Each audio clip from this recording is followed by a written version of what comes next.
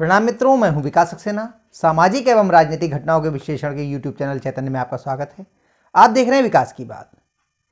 भारतीय राजनीति में सन 2014 के बाद लगातार ऐसा माहौल बनता जा रहा है कि सिर्फ बुद्धिजीवी ही नहीं, भाजपा के विरोधी राजनीतिक दलों के राजनेता भी अब ये स्वीकार करने लगे हैं कि चुनावी राजनीति में भाजपा और नरेंद्र मोदी को हरा पाना किसी भी राजनीतिक दल के लिए अकेले संभव नहीं है।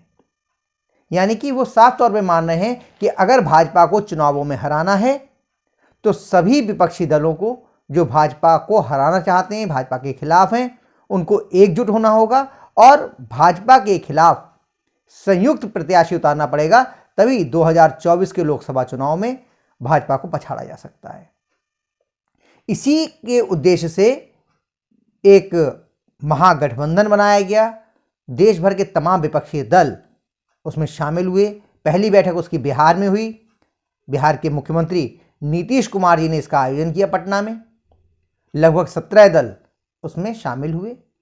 उसके बाद दूसरी बैठक उसकी कर्नाटक में हुई। उसमें संख्या बढ़ के लगभग 26 हो गई और ये कहा गया कि इंडिया गठबंधन INDIA ये लगातार बढ़ रहा है और मजबूत हो रहा है। लेकिन इतना समय बीत चुका है, अभी तक इस गठबंधन का नाम बनाने से ज़्यादा कोई बहुत बड़ी प्रगति नहीं हो पाई है। खैर, ये एक अलग विषय है। आज इस पे ही जो हम लोगों का आज का कार्यक्रम है, इसमें हम इस पर चर्चा करेंगे कि इंडिया गठबंधन पर पिछले 2-3 महीनों में, कुछ महीनों में जो घटनाएं घटी हैं, उसका क्या प्रभाव पड़ा है और इसका भविष्य क्या है।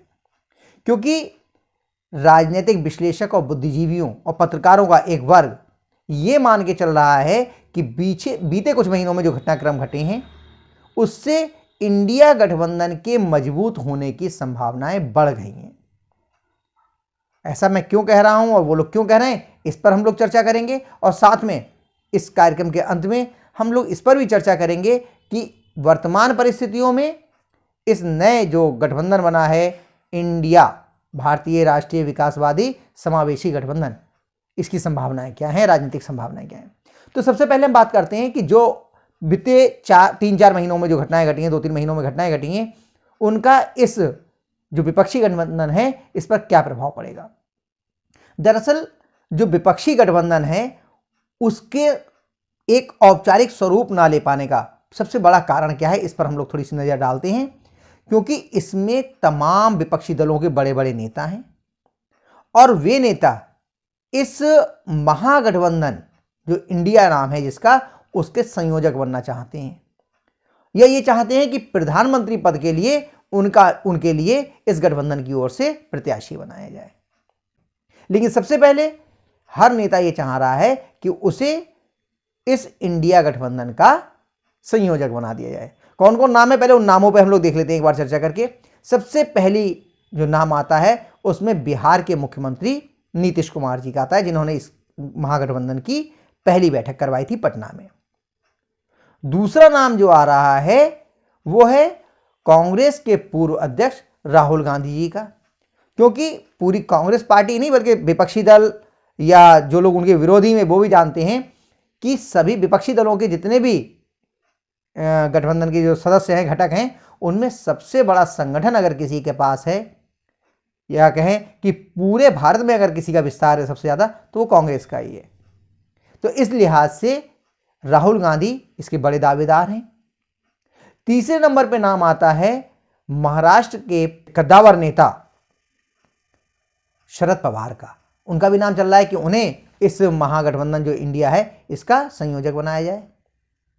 एक नाम चल रहा था पश्चिम बंगाल की मुख्यमंत्री ममता बनर्जी का, और उसके अलावा कर्नाटक की जो बैठक हुई थी उसमें नाम उठा था दिल्ली के मुख्यमंत्री अरविंद केजरीवाल का।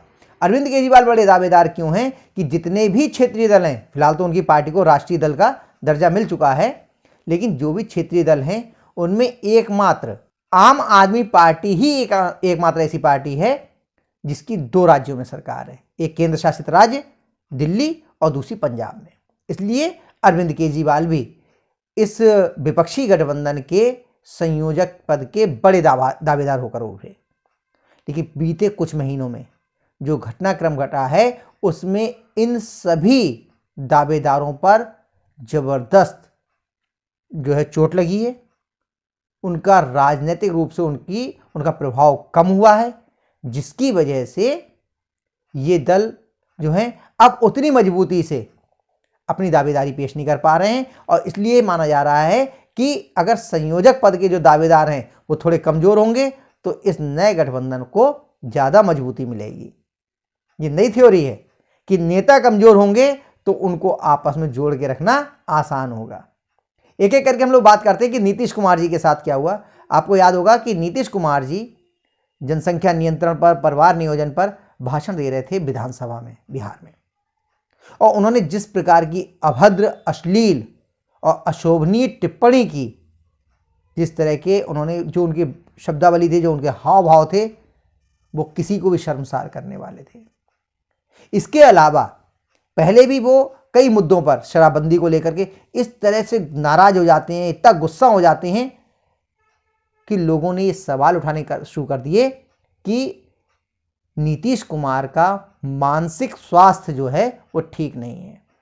और जब ये परिवार नियोजन वाला और जो महिलाओं को लेकर के जो उन्होंने टिप्पणी की, उसको लेकर के तो फिर गजब ही हो गया।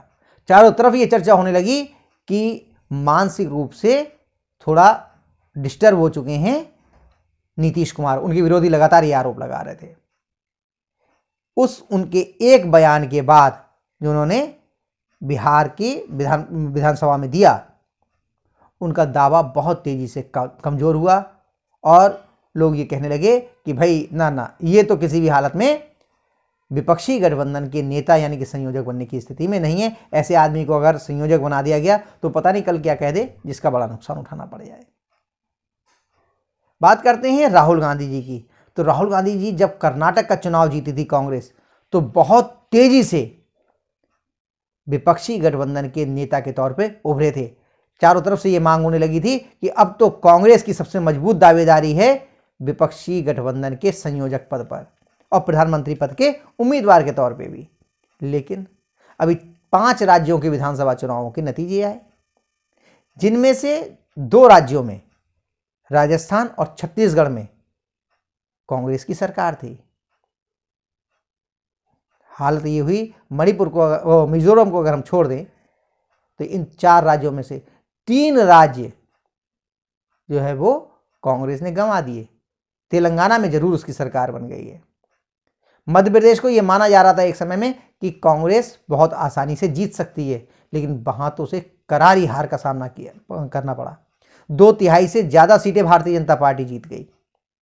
राजस्थान में उसकी सरकार चली गई, वहां पर भी आसानी से जो है वो भारतीय जनता पार्टी की सरकार बन गई है। और छत्तीसगढ़ में भी ये माना जा रहा था कि भूपेश बघेल अपनी सरकार आसानी से बचा लेंगे, लेकिन वहां पर भी जनता ने भारतीय जनता पार्टी के पक्ष में मतदान किया और कांग्रेस की सरकार चली गई। 3 राज्यों का चुनाव हारने के बाद गांधी नेहरू परिवार के जो ये सदस्य हैं, ये अभी बाहर निकल के नहीं आ रहे हैं। समीक्षाएं हो रही हैं, बंद कमरों में हो रही हैं, कोई बयान जो है वो बड़े नहीं आ रहे हैं।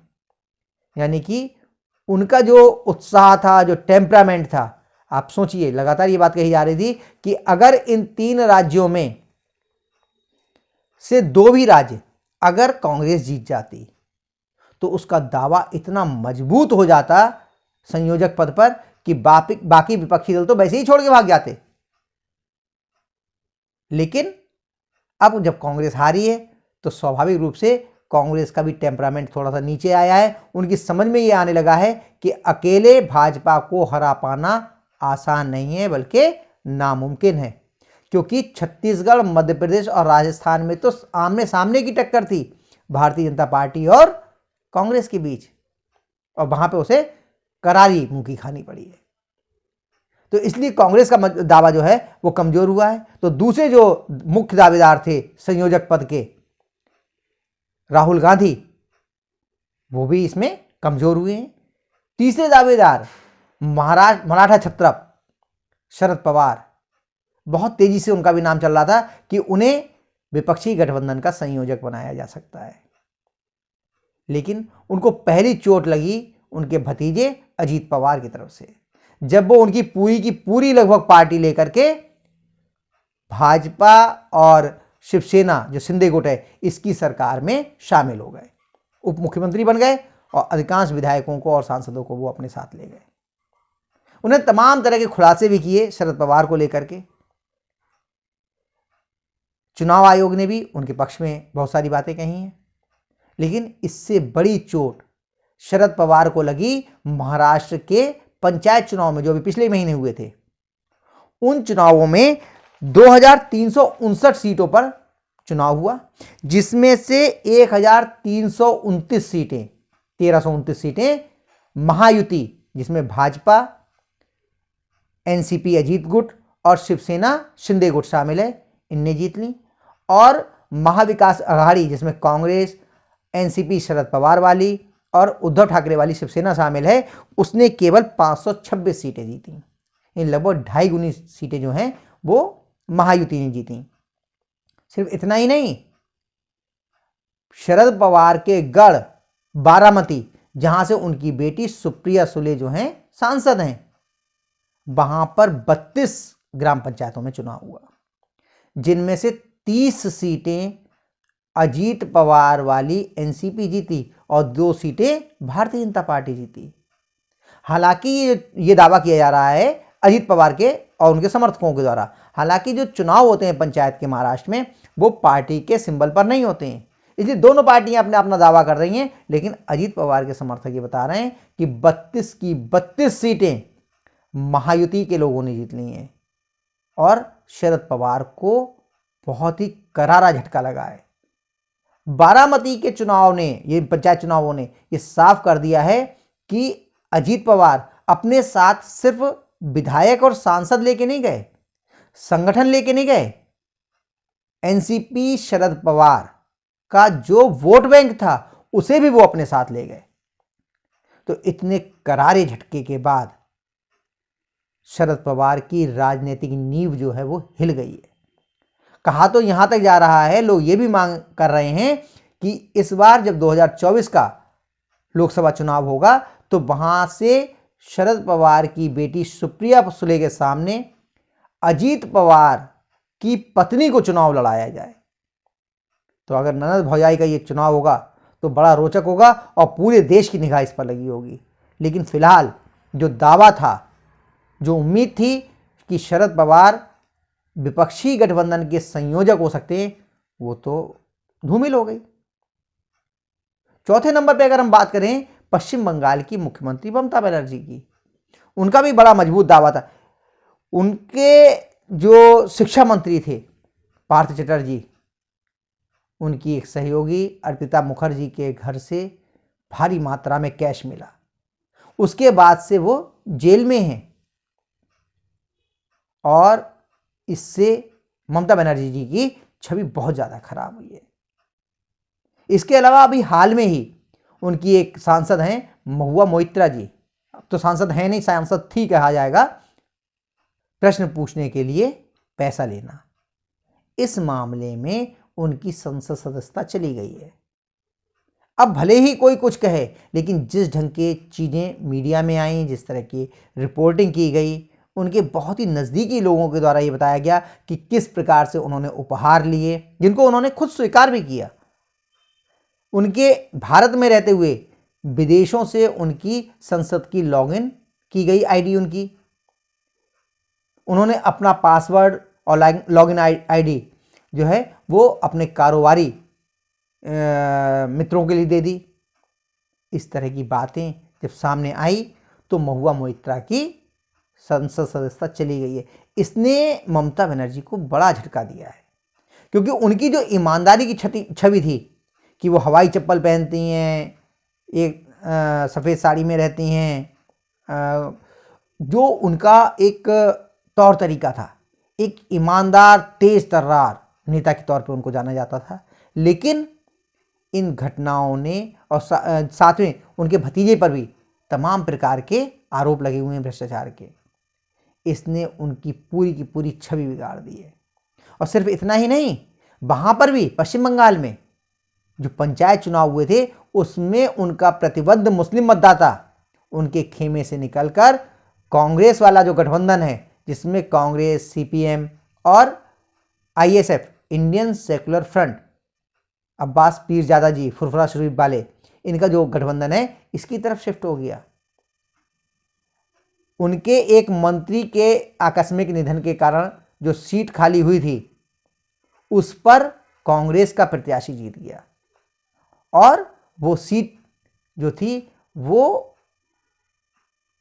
मुस्लिम बहुल सीट थी। सागरदीघी नाम है उस सीट का।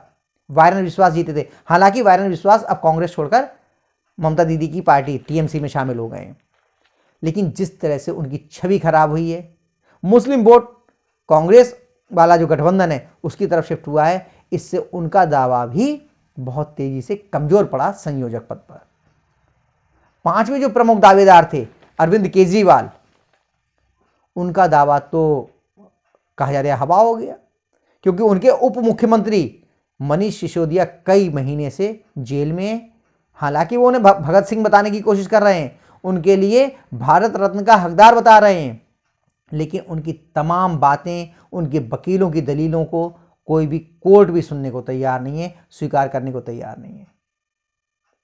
उनके दूसरे बहुत ही प्रमुख सहयोगी, ये दो लोग जिनकी मैं बात कर रहा हूं, दाएं और बाएं हाथ कहे जाते थे अरविंद केजरीवाल के, संजय सिंह राज्यसभा सांसद हैं, वो भी कई महीने से शराब घोटाले के मामले में जेल में हैं।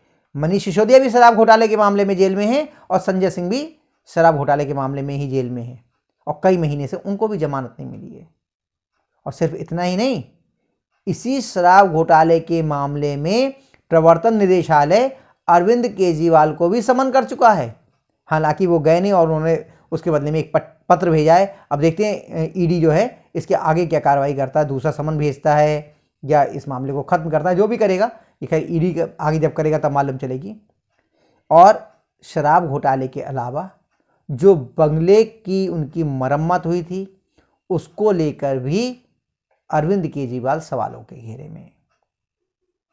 अरविंद केजरीवाल के सर पर लगातार गिरफ्तारी की तलवार लटक रही है।